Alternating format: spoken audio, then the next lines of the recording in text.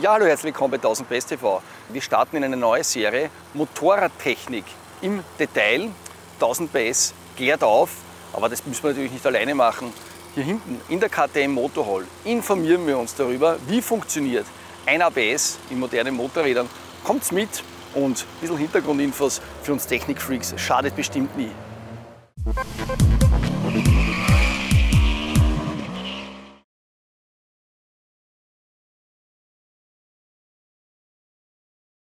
Ja, das ABS ist eigentlich mein Lebensretter in Situationen, die ich nicht voraussehen kann. Und das hilft mir, wenn was Unerwartetes passiert und ich mich erschrecke.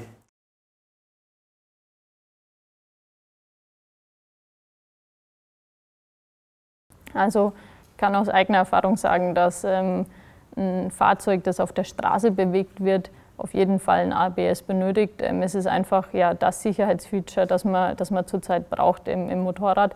Allein wenn man sich die Situation vorstellt, ich fahre auf bewässerten Kopfsteinpflaster, das kann sich, glaube ich, keiner so richtig vorstellen, wie wenig Verzögerung ich überhaupt zusammenbekomme, beziehungsweise wenn ich ohne ABS mal bremsen würde auf bewässerten Kopfsteinpflaster, ich würde sofort crashen. Und das ist einfach ein wahnsinniges Sicherheitsfeature des ABS, das mir dann den Bremsdruck regelt und ich dann einfach sehr stabil und sicher bremsen kann. Im Offroad-Bereich, ja, da sieht es ein bisschen anders aus, deswegen haben wir auch das Offroad-ABS entwickelt. Das ist auch ein Einkanal-ABS, das heißt, es greift nur am Vorderrad, weil ich da einfach unnötige Regeleingriffe vermeiden möchte und beim Offroad einfach viel mehr Schlupf zulassen möchte, um eine sportliche Fahrweise zu erreichen.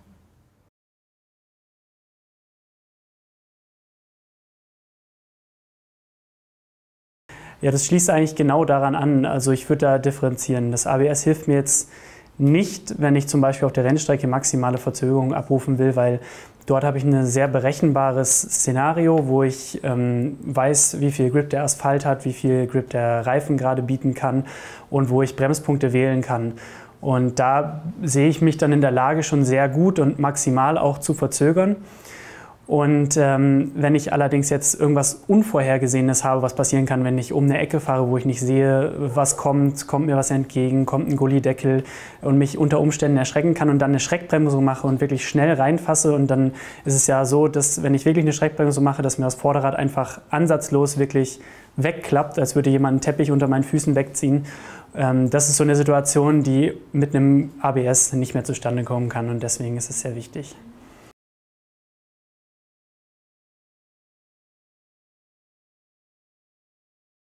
Die Hauptkomponente vom ABS ist zum einen der ABS-Modulator. Der ist aufgebaut in eine Hydraulikeinheit und in ein ABS-Steuergerät. Außerdem gehören zum ABS noch der ABS-Sensor, also der Drehzahlsensor und das Geberrad. Der Drehzahlsensor und das Geberrad liefern im Prinzip den ABS die Raddrehzahl bzw. die Geschwindigkeit. Zusätzlich kann dann noch ein Inertialsensor verbaut sein. Das ist umgangssprachlich der Schräglagensensor, der Daten zur Schräglage oder auch zum Fahrzeugnickwinkel ins ABS liefert.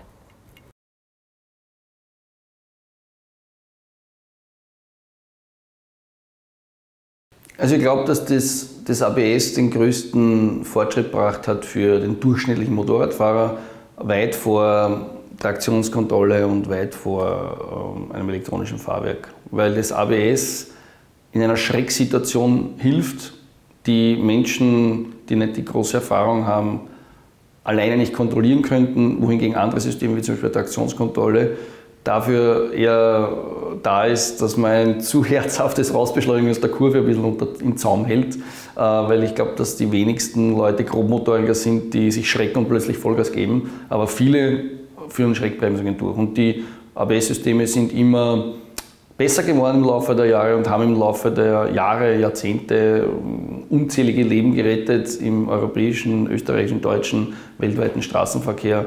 Und am Anfang hatten sie natürlich ein bisschen einen schlechten Ruf, weil sie natürlich nicht so gut waren wie mechanische Bremssysteme und den Ruf haben sie aber mittlerweile abgelegt. Ich glaube, dass jeder auf der Straße jetzt froh ist, dass er sein ABS an Bord hat und dass er sich darauf verlassen kann, dass das solide funktioniert. Ja, sofort. Das war das allererste Motorrad, das ich hatte. Unerfahren war ich natürlich Und dann noch gleich in Regen kommen und da war ich hier in Wiener Neustadt unterwegs. Und ja, ich habe halt nicht geschaut oder war unaufmerksam. Auf einmal steht das Auto vor mir an der roten Ampel und ich denke mir, scheiße, ich muss stehen bleiben. Halt sofort reingriffen und zum Glück ABS gehabt. Also ich bin jetzt doch ein bisschen eine jüngere Generation und ich bin eigentlich sozusagen auf dem Motorrad mit ABS groß geworden. Ich bin zwar schon Motorräder ohne ABS gefahren, also ich kann das auch normal bremsen, weil viele sagen ja, ohne ABS wird man nie, damit lernt man Motorrad fahren. Also alle, die mit ABS starten, die können ja nicht Motorrad fahren, die können nicht bremsen. Aber für mich ist ABS eigentlich heutzutage Pflicht auf einem Motorrad, ist es ja auch rein rechtlich. Aber selbst Motorräder, die jetzt sagen wir ein CBS haben, da denken wir schon immer, ganz so sicher wie mit ABS fühle ich mich nicht. Das kürzeste, also das am wenigsten weit entfernte Erlebnis war tatsächlich auf einer KTM mit Kurven-ABS, wo bei einer Video- oder Fotoproduktion, ist eh egal, in einer Gruppe gefahren wurde und nach der Kurve oder noch in der Kurve sind auf einmal alle stehen geblieben, da war halt irgendwas und ich musste dann in voller, also nicht in voller Schräglage, aber schon, wie ich es gesehen habe, musste ich voll in die Bremsen gehen und habe auch gemerkt, dass das Ding unter mir was gemacht hat, wo ich definitiv weggerutscht wäre ohne Kurven-ABS.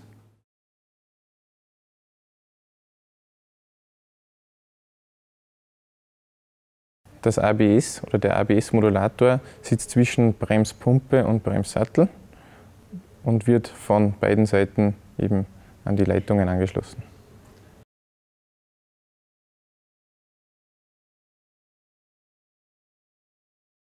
Das kommt immer darauf an, welche Funktion ich einfach im ABS umsetzen möchte. Wir haben hier zum Beispiel das ABS, das in der 1290 Super Duke R verwendet wird.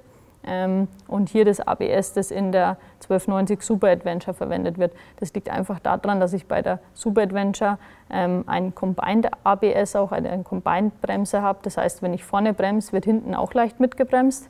Und außerdem habe ich bei der Super Adventure Funktionen realisiert, wie zum Beispiel Hill Hold Control noch. Und deswegen brauche ich einfach ein Modul mit mehr Innenleben, das mehr kann im Vergleich zur 1290 Super Duke. Ja, und hier sieht man so einen filetierten Super Duke, wo und wie sich dieses ABS-Modul hier quasi in das Fahrzeug integriert. Und da gehen quasi die Leitungen von den Bremsarmaturen gehen hier quasi rein und auf der anderen Seite die Bremsleitungen dann runter eben zu den Bremszangen. Und da wird natürlich auch offensichtlich der Grund, warum ABS im Rennsport noch nicht diese Akzeptanz hat, wie auf der Straße draußen, weil dort geht es natürlich noch viel intensiver ums Thema Gewicht, ums Thema Packaging, aber auch diese Leitungslängen so kurz wie möglich zu halten, weil da natürlich die Wärmeausdehnung einen geringeren Einfluss hat, je kürzer diese Leitungen sind. Man sieht, dass das Ding schon wirklich klein ist und für ein Straßenmotorrad jetzt nicht mehr der große Gewichtsnachteil ist. Das war früher mal anders, aber das ist ein kleines, kompaktes Bauteil. Also keine Sorge, auch auf einem sportlich radikalen Gerät wie auf einer Super Duke R macht es keine Probleme mehr.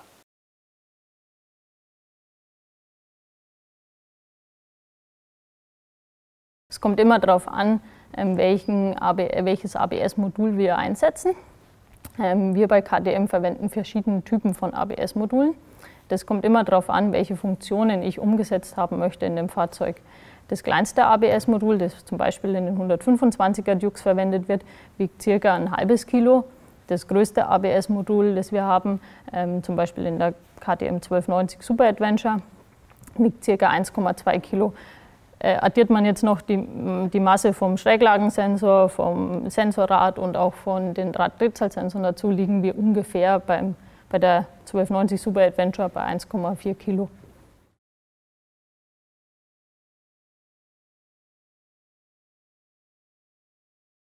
Meiner Meinung nach ist das ABS, was das Thema Sicherheit betrifft, schon wichtiger. Und zwar aus folgendem Grund: Die Traktionskontrolle ist natürlich was sicherheitsrelevant ist und meiner Meinung nach auch ein sehr wichtiges Feature ist. Allerdings Gas geben tut der Fahrer im Normalfall ja immer auf seinen persönlichen Wunsch hin. Wohingegen eine Verzögerung, eine Bremsung, zumindest eine Schreckbremsung ist ja immer von außen gesteuert. Und zwar, weil vor mir ein Auto verzögert, es springt ein Reh springt raus, ich habe einen Querverkehr, irgendwas. Also die Schreckbremsung ist ja immer meistens nicht gewollt. Und demnach würde ich das ABS schon als deutlich sicherheitsrelevanter einschätzen, als es die Traktionskontrolle ist. Einfach weil es der doppelte Boden ist im Falle des Falles.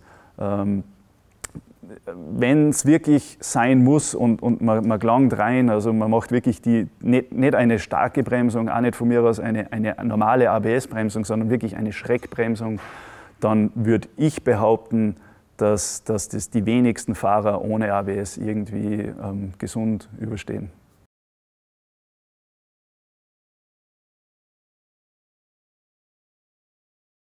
Ja, die Reaktionszeit vom ABS, das ist eine ganze Kette. Also man muss natürlich erstmal den Schlupf erkennen, dann muss das über das Steuergerät an die Hydraulikeinheit weitergegeben werden, dass Druck abgebaut werden soll. Das passiert aber alles im Millisekundenbereich, also da sprechen wir von einer Zeit unter 100 Millisekunden.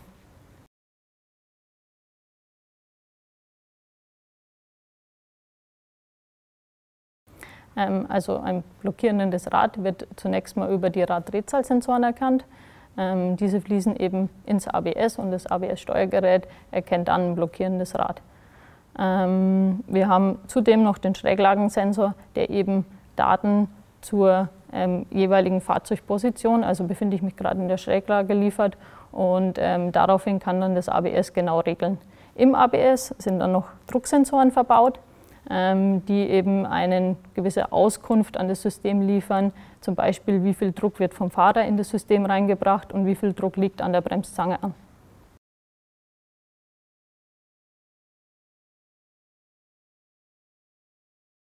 Grundsätzlich werden Hinterradabheber erstmal über die Raddrehzahlsensoren erkannt. Also ich kann im Prinzip über die Differenz der Raddrehzahlsensoren, also welche Geschwindigkeit liefert mir der vordere, welche Geschwindigkeit liefert mir der hintere, einen Abheber erkennen. Die Regelung darauf kann dann über die IMU auch erfolgen, also dass ich auf den Fahrzeugnickwinkel dann regel und im Prinzip mein ABS, meinen Druck daraufhin anpasse.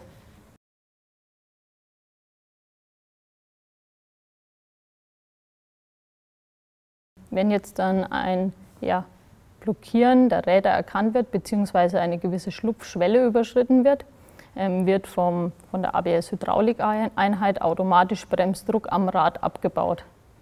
Das Ganze geschieht so, im ABS befinden sich Ventile, Einlass- und Auslassventile und es gibt im Prinzip zwei Kreise im ABS. Das ist einmal ein Hauptkreis, der verbindet im Prinzip die Bremspumpe direkt mit der Bremszange. Also das ist das, was bei einer normalen Bremsung ist. Das Einlassventil ist offen und wenn ich bremse, geht direkt von der Bremspumpe an die Bremszange eine Verbindung. Wird jetzt ein Blockieren der Räder erkannt, so wird das Einlassventil geschlossen. Das heißt, der Fahrer kann nicht mehr eigenen Druck in das System aufbauen und das Auslassventil wird geöffnet, damit der Druck am Rad abgebaut wird. Und dieses Öffnen und Schließen von den Ventilen, und auch dieses Druck auf- und abbauen, erkennt der Fahrer dann an einem leichten Pulsieren im Bremshebel.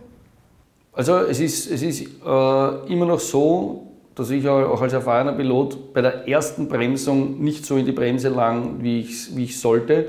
Und wenn ich jetzt eine größere Tour vor mir habe, dann bremse ich mich auf das Fahrzeug mal ein. Also da fahre ich bei mir meine Strecke, ich weiß, jetzt fahre ich 8 Tage mit einem neuen Motorrad, dann bremse ich mich da ein, da mache ich 1, 2 Bremsungen, um diese motorischen Abfolgen wirklich zu verinnerlichen und das Vertrauen zu haben, damit ich dann eben was fühle und nicht nur nackte Angst. Und diese Sache, die sollte man jedem ans Herz legen, weil wie oft macht man Schreckbremsung, eine echte Vollbremsung, die macht man zum Glück selten, aber wenn man sich das, keine Ahnung, einmal alle 2, 3 Monate zur Brust nimmt und eine Vollbremsung macht, dann spürt man auch erst wirklich, was passiert vorne, was passiert hinten und dann wird das ein fluffiger Bewegungsablauf.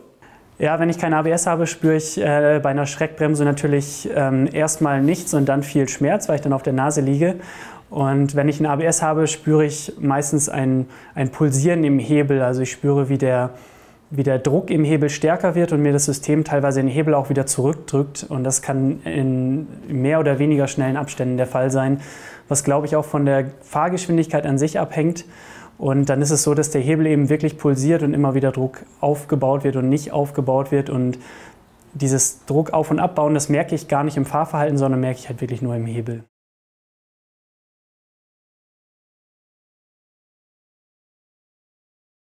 Genau, also es kommt immer darauf an, wie das gesamte System appliziert ist, also wo ich meine definierte Schlupfschwelle setze.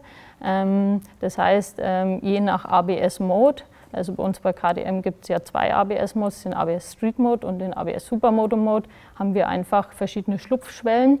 Wenn die überschritten werden, dann wird vom ABS erkannt, jetzt muss ich eingreifen, jetzt muss ich Druck am Rad abbauen.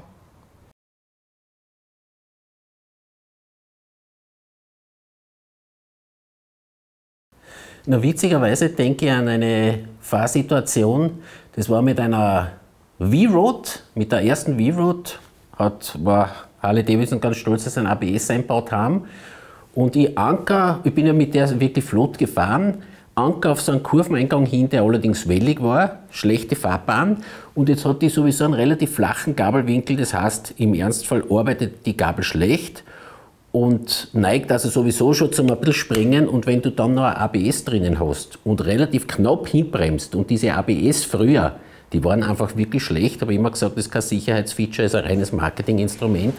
Das hat aufgemacht, dass ich glaube, ich wäre ohnmächtig. Ich habe mich schon unten im Wald gesehen, habe ich allerdings geschafft. Es ist sie ausgegangen, weil ich ja sowieso ein bisschen ängstlich bin beim Bremsen. Das heißt, es ist vom Weg her ist es locker ausgegangen, von meiner Erwartungshaltung, aber war ich wirklich schockiert.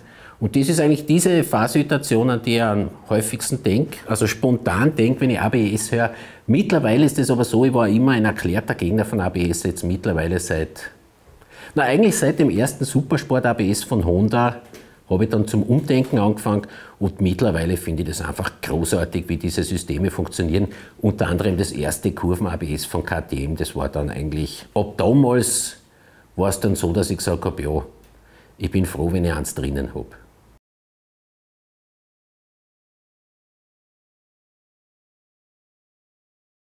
Ja, es war einfach so, dass zu Beginn diese ABS-Systeme natürlich eigentlich haderten mit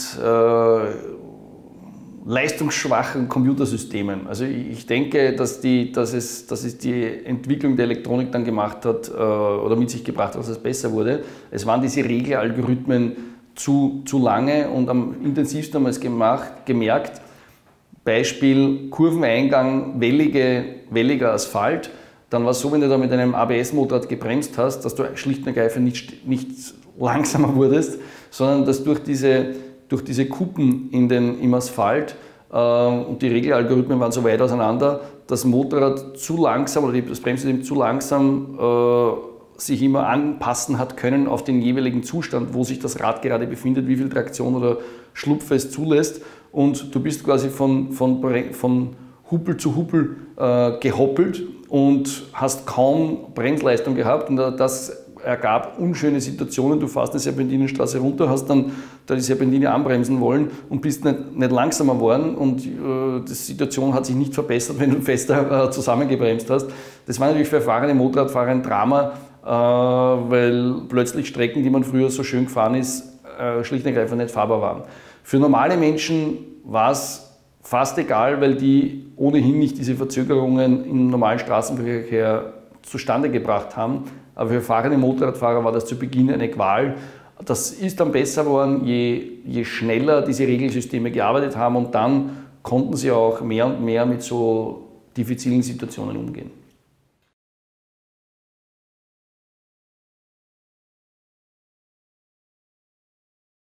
Also ich glaube, dass das ABS einfach in jeder Situation nach Schema F arbeitet und funktioniert und daher fix die insgesamt beste Bremsleistung auf viele Bremsungen gesehen schafft. Der Mensch würde vielleicht eine oder Hausnummer 10 besser schaffen, aber die restlichen 1000 schafft wahrscheinlich das ABS besser.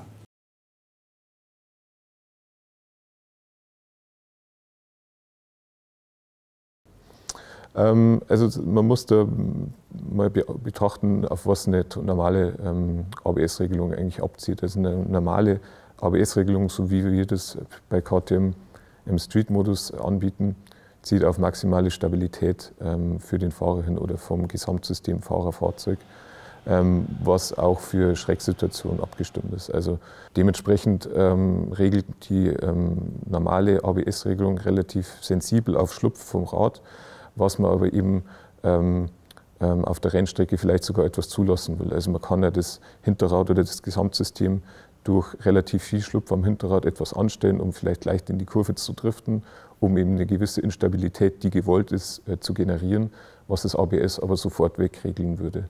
Dementsprechend funktioniert das ABS, so wie es auf der Straße appliziert ist, einfach nicht auf der Rennstrecke, weil das einfach zwei komplett unterschiedliche Bremsvorgänge sind. Das eine ist reproduzierbar, das andere ist eben aus einer Schrecksituation heraus, wo eben eine maximale Stabilität generiert werden soll und auch natürlich dem ungeübten Fahrer noch ein sicheres Gefühl geben soll, da er selber ja in einer extremen Situation ist. Und auf einer Rennstrecke kann man sich eben auf diese Bremsvorgänge eben gut einstellen. Also deswegen bietet ja auch KTM eben diesen Supermoto-Mode an oder diesen Track-Mode, wo eben nur auf den Schlupf vom Vorderrad geregelt wird. Das Hinterrad wird überhaupt nicht geregelt. Das kann der Fahrer theoretisch selber überbremsen. Und auch eine gewisse Neigung zum Stoppie oder die volle Neigung zum Stoppie wird hier zugelassen. Also ein Hinterradabheber wird hier nicht erkannt und auf den wird auch nicht geregelt, sondern es wird eben nur auf den Schlupf des Vorderrads geregelt. Und man lässt hier auch eben deutlich mehr Schlupf zu, wie das eben beim normalen ABS der Fall ist. Und deswegen, also mit diesem Modus, kann man sich sehr gut auf der Rennstrecke bewegen. Also das ist auf jeden Fall möglich und bietet eben auch noch eine gewisse Sicherheit für den Fahrer, ein Wegrutschen des Vorderrads aufgrund von zu viel Schlupf oder aufgrund von Überbremsen des Vorderrads eben zu verhindern.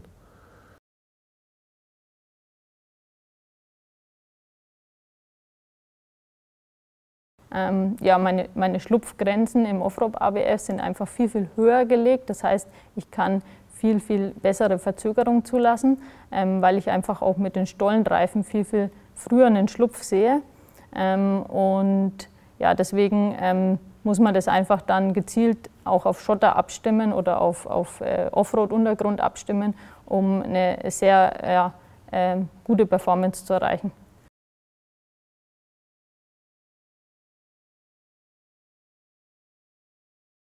Die Schräglagenabhängigkeit im ABS wird so gemacht, ich habe eben diesen Initialsensor, der sendet die Rohdaten an das ABS und das ABS wertet daraus die Schräglage aus. In Schräglage, wenn ich in Schräglage bremse, können natürlich nicht so viele Längskräfte übertragen werden.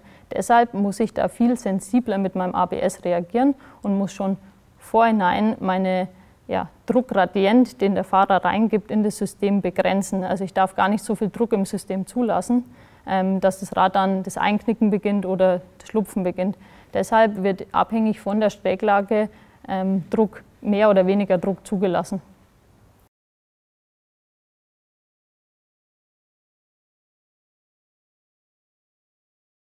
Ich glaube, dass diese guten ABS-Systeme, der Vorteil ist, dass man eben nicht ein guter oder ein schlechter Motorradfahrer sein muss oder da irgendwie bewusst sich was zurechtlegen muss, sondern die sind eben dazu da, dass man auch in einer absoluten Schrecksituation, wenn man komplett panisch in diese Bremsen hineinlangt, das Sturzrisiko reduzieren. Und das ist einfach so, dass wenn ich jetzt 100 Schreckbremsungen ohne ABS mache und 100 mit, ist die Überlebenschance um einen bestimmten Prozentsatz mit ABS einfach höher.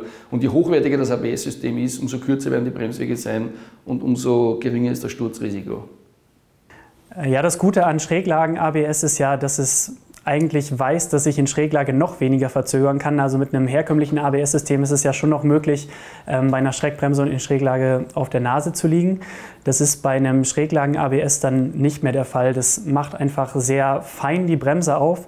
Und was für mich dann ein extremer Sicherheitsfaktor ist, ist, dass ich, wenn ich in Schräglage voll bremse, das Motorrad nicht aufstellen muss, um bremsen zu können, sondern ich kann in Schräglage bleiben und kann deswegen auch die Linie halten. Das heißt, wenn ich jetzt mal das Gefühl habe, ich bin zu schnell in der Kurve, dann kann ich im Straßenverkehr bremsen, ohne dabei in den Gegenverkehr zu fahren. Und das ist ein sehr großer Faktor, dass ich eben diese Linie durch das Schräglagen-ABS noch halten kann. Ja, der Vorteil vom Schräglagen abhängigen ABS ist einfach der, dass ich den Fahrer bei einer Bremsung in Steiglage einen sicheren und stabilen Fahrzustand garantiere. Also dass mein Bremsdruck von vornherein so begrenzt wird, dass ich gar nicht in die Situation komme, dass das Vorderrad einknickt oder wegrutscht, dass man einfach versucht, einen möglichst sicheren Zustand zu erreichen.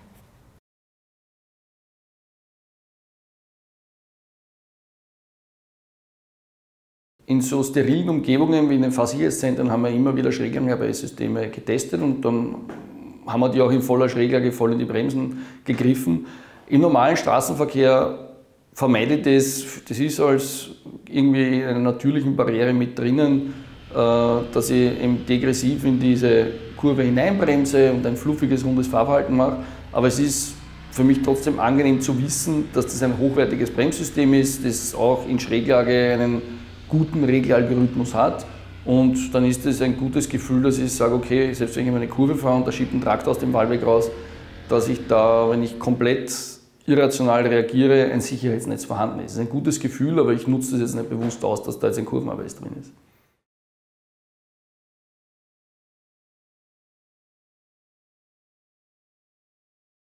Grundsätzlich ja. Also wenn ich jetzt auf super trockener Strecke unterwegs bin mit Top-Asphalt, super Grip und sagen wir Sturzräume ohne Ende, brauche ich es nicht. Also da glaube ich tatsächlich, dass ich so gut bremse, weil ich ja auch relativ vorausschauend fahre. Aber wenn einmal irgendeine Situation da ist, wo ich den Bremshebel ärger ziehe, als ich selber es dann kontrollieren kann, ist das ABS fix eine Hilfe und deswegen muss ich schon gestehen, fühle ich mich sicherer. Ja.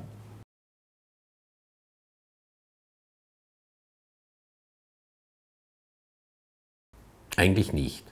Das nicht. Und da glaube ich, habe ich den großen Vorteil, dass ich das Bremsen gelernt habe, wie es noch kein ABS gegeben hat. Das heißt, ich habe dieses degressive Bremsen, das habe ich wirklich drauf. Und das war früher auch wirklich wichtig, wenn du schnell und sicher fahren wolltest, dass das richtige Bremsen, das mechanisch richtige Bremsen lernst. Und ich greife auch mit einem ABS-System nie so eine. Das mache ich nie.